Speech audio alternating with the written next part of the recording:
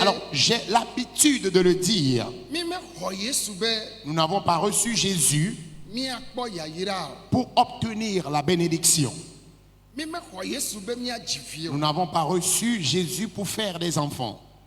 Nous n'avons pas reçu Jésus pour nous marier. Nous n'avons pas reçu Jésus pour gagner d'emploi.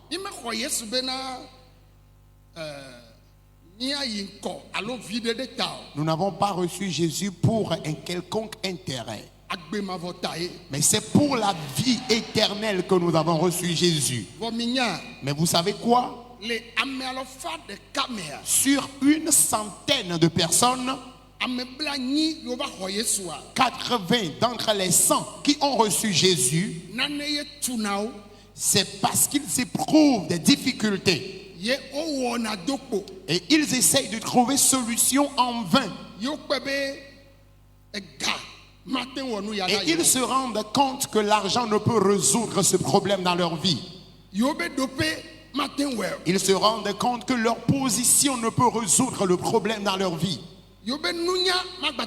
Ils se rendent compte également que leur intelligence, leur sagesse ne peut résoudre le problème. Leur force physique ne peut résoudre le problème. Les armes de combat, les armes de guerre ne peuvent résoudre le problème. Et la seule chose qui puisse résoudre le problème, s'il y a quelque chose qui soit en mesure de résoudre ce problème, ils vont se confier à la chose. Et telle est la puissance de Dieu. Il y a plusieurs personnes actuellement dans ta famille qui attendent, puisque tu as reçu Jésus, ils vont observer d'abord une différence entre toi et eux. Parfois, il y en a qui disent je ne vais jamais me convertir. Depuis que lui là il s'est converti, qu'est-ce qui a changé dans sa vie? Nous sommes toujours les mêmes. Ah bon? Ils verront quelque chose. Ils verront quelque chose. Une chose qui imposera la différence entre toi et eux. La maladie qui a tué les autres. Toi, tu recevras la guérison de ce mal. Si les gens n'évoluent jamais dans votre famille, toi tu évolueras. Écoute le témoignage du frère. Suivez-moi,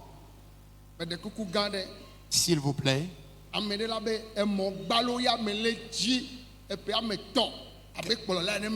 Quelqu'un dira, un serviteur ou un dirigeant qui veut acheter une moto sur une période de 3 ans, et durant les 3 ans, il n'arrive toujours pas à obtenir cette moto.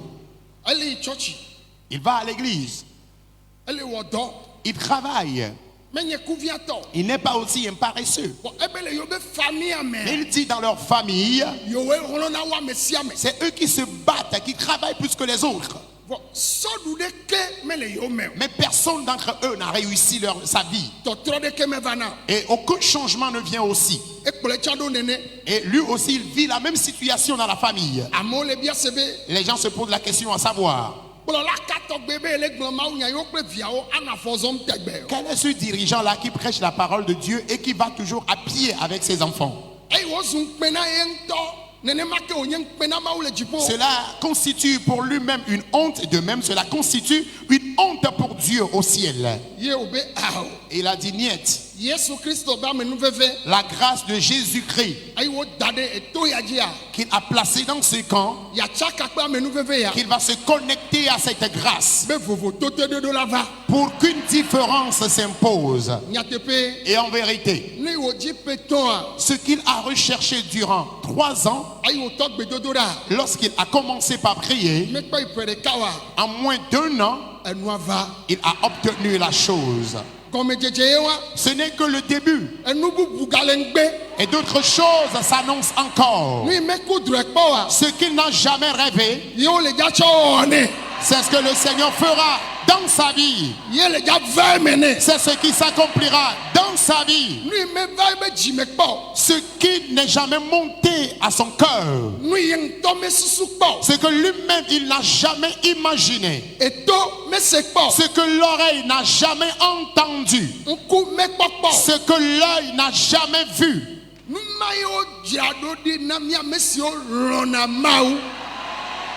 C'est de telles choses qui sont préparées pour nous qui aimons Dieu.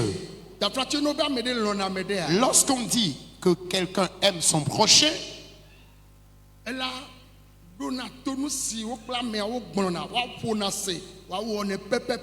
il y aura toujours de l'entente entre les deux personnes et chacun obéira à ce que son prochain dit. Alors, il n'est pas juste question d'aller à l'église le dimanche qui signifie que nous aimons Dieu. Ce n'est pas les jeûnes et prières qui signifient que nous aimons Dieu. Ce n'est pas les dons à l'église qui signifient que nous aimons Dieu. Ce qui constitue l'amour authentique de Dieu, c'est d'obéir au commandement de Dieu. Celui qui obéit au commandement de Dieu, Dieu aime la personne parce que cette personne est un enfant obéissant. Nous-mêmes, nous avons des enfants. Alors lorsque tu établis des règlements à la maison, l'enfant qui respecte ce règlement, nous aimons cet enfant plus que les autres. Car tous sont bien sûr tes enfants.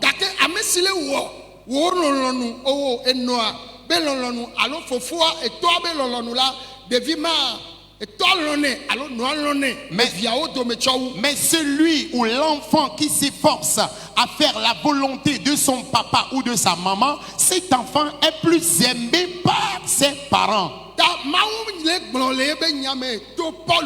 Alors Dieu dit dans sa parole au travers de Paul